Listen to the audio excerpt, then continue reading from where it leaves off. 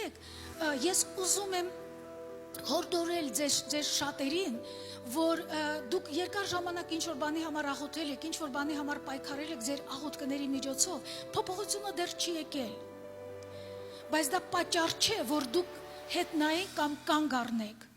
կամ հիասթափվեք Աստծուց։ Հաղթանակը ճանապարհին է, ժողովուրդ ջան, հաղթանակը ճանապարհին է։ Անհնարին է, որ մեր Տեր Հիսուսը չպատասխանի քո կարիքին։ Ես չեմ հավատում դրան։ Ես չեմ հավատում, երբ իմ զգացմունքները ուզում են ինձ դավաճանել։